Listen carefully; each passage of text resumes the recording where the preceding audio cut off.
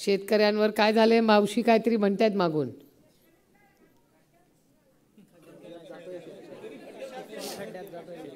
काय म्हणतायत ताई?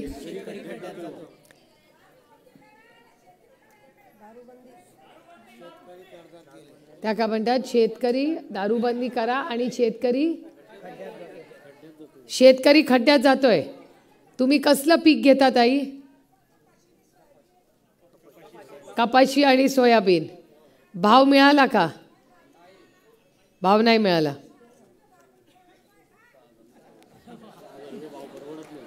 बघितलं आमची माऊली काय म्हणते. तुम्हाला योजनेचा लाभ नाही मिळत का कुठल्या? काय म्हणताय?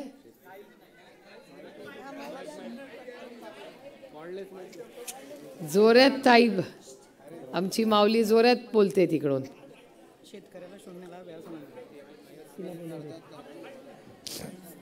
हा काय बोलतायत ताई? ऐका जरा, ऐकू दे, बोलू दे. हॅलो,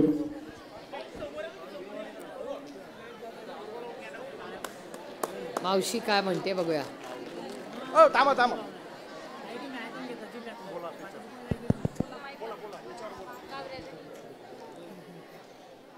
माझं म्हणणं काय ताई, शेतकरी खड्ड्यात जातोय, ऐकलं का? आणि 1 नंबर 2 वाला वरे जातोय. तर शेतकऱ्यानं काय करावं? दारूबंदी करा, बस बायांच्या काय रे हालायची, ऐका का? बायांच्या काय रे हालायची. आणि दारूबंदी करा, शेतकऱ्याला मदत करा. हे सेल टॅक्स जर आहे ना तर हे शेतकऱ्यावरच काढता येते. मला सांगा तुम्ही कसलं पीक घेता? कपाशी आणि सोयाबीन. कपाशी आणि सोयाबीन. आता किती भाव मिळतो? आता यंदा 6,000च बिलला. त्याचा सुन्ना पोपडा आहे. काय म्हणताय मला समजा. शेतकरी सारा शून्यात जातोय मतलब. एक मिनिट तुम्ही काय बोलता? हा काय 6,000 रुपये भाव मिळाला. हा आणि त्याच्यात काही परवडत नाही. शून्य म्हणजे काय? जेवढं खर्च लावला तो तेवढं निघाला. तोट्यात जातोय शेतकरी. काहीच फायदा नाही शेतकऱ्याचा. मटेरियल महाग, बी महाग, औषध महाग, आणि शेतकऱ्याला काहीच नाही. त्याला रोज भाजी काम करा तरी पोट भरते त्याचे. हा काय करावं शेतकऱ्यानं?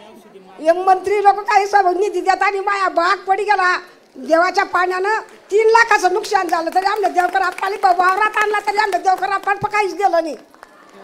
हा काय म्हणल्या? कृषी केंद्राची बाई आणि देवकर आप्पाचा घडले बस फोटो काढला होता आमनं. काय म्हणलं? हा गुलाबराव बाबा पाहिजे. मला सांगा मावशी, तुम्हाला किती भाव पाहिजे सोयाबीनला? आमले आता 20,000 भेटण्याचा भाव काय मागू आमना? आता 6,000 क्विंटल तर आमले 7-8 पाहिजे. 10,000 तरी द्या. नाही खरंच ना, शेतकऱ्याला सरस बोलवा. काय शेतकऱ्याची घरी माती बोलायची या भारतामा. हा सोन्याले भाव, दागदागिन्याले भाव, तुमच्या मोठ्या लोकांना सर्व गोष्टीले भाव ना. शेतकऱ्यांना काही लोटाय जावा. नाही तर मी येते तरी बोलायले. दारूबंदी बी करा. बायांले गैरा त्रास आहे. नवरे माणसं मरी जातात दारूवरील. बाहेर काय होते? हा आवडावडू मुलं टाकी जातात बाया. दारूच्या चोक माणसं मरी जातात. बाया रानवून होत्या. काय करतील त्या बाया? या 1500 रुपयानं 5,000 रुपये का पोटं भरता? बरं, आता मला कोणीतरी समजून सांगा की ताई काय काय बोलत. शांतपणे थांबा मावशी. एक मिनिट. हा सांगा.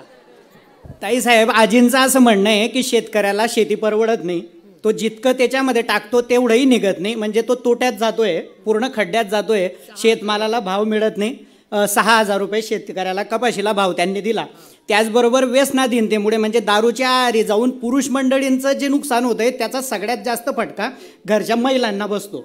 आजींचं हे म्हणणं आहे की दारूबंदी केली पाहिजे, शेतकऱ्याला आपण तारलं पाहिजे. आणि मागच्या कालावधीमध्ये आप्पासाहेब मंत्री असताना शेतकऱ्यांना जी मदत झाली ती या सरकारच्या कालावधीत झाली नाही असं आजींचं म्हणणं आहे. त्यांना असं विचारा की त्यांना भाव किती अपेक्षित आहे सोयाबीनला आणि कपासाला विचारा त्यांच्या भाषेत.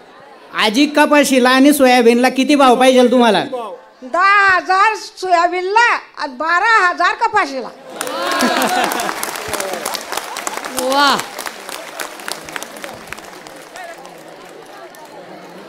क्या मजा आ गया.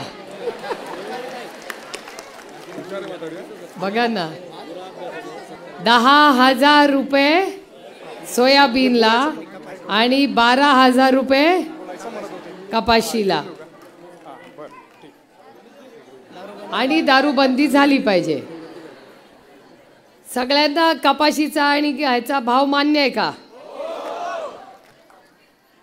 तर ताई, आपलं नाव सगळं मला लिहून द्या. मी तुम्हाला शब्द देते की नोव्हेंबर महिन्यामध्ये पार्लमेंट सुरू होईल. माझं पहिलं भाषण पार्लमेंटमध्ये होईल. ते तुमचं नाव घेऊन केंद्र सरकारकडून मी तुम्हाला पैसे मागवायचं काम करेन आणि त्याचा पूर्ण पाठपुरावा मी करीन. कोणीतरी पाठवून त्यांचं नाव गाव घेऊन आणि नंबर घ्या. मोबाईल आहे का मुलाकडे? आहे का?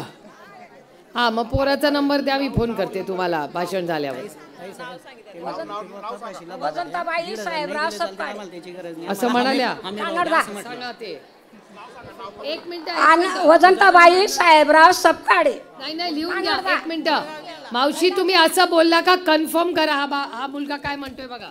आजी, तुम्ही असं सांगितलं ना की बस कपाशीला भाव द्या, आम्हाला 1,500 रुपयाची भीकची गरज नाही बुवा, असं सांगितलं ना? तसं बोललं ते. किंवा हमी भाव द्या बुवा शेतीला. त्यांना स्पष्ट बोलू दे. एक मिनिट. शेतकऱ्याला तुम्ही तारा, आमले 1500ची गरज नाहीये. शेतकऱ्याला हमी भाव द्या, त्यांना 1500ची गरज नाही, असं त्यांचं म्हणणं आहे. 1500 काय होईल आमचं? देवकर आप्पा, या राज्यातली महिला किती स्वाभिमानी आहे ह्याचं जिवंत उदाहरण आमची ही महिला आहे. पत्रकारांनो, तुम्ही पण नोट करा की ह्या राज्यातली महामाऊली तुला नतमस्तक होते बाई तुझ्या समोर. जर प्रत्येकजण तुझ्यासारखा स्वाभिमानी निघाला आणि सरकारने जर व्यवस्थित हमी भाव दिला तर तुम्ही हा पैसे नकोय ते म्हणतायत. खरंच बाबा, रामकृष्ण हरी, तुझे खरंच फार कौतुक.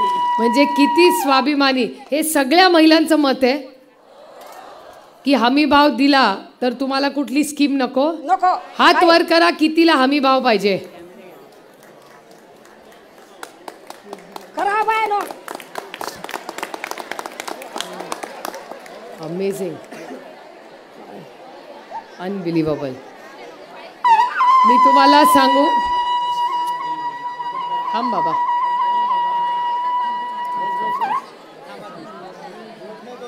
मला असं वाटतं ह्या सगळ्या वास्तूमधल्या सगळ्या पुरुषांनी आमच्या महिला भगिनींच्या स्वाभिमानासाठी जोरदार टाळ्या वाजवल्या पाहिजे.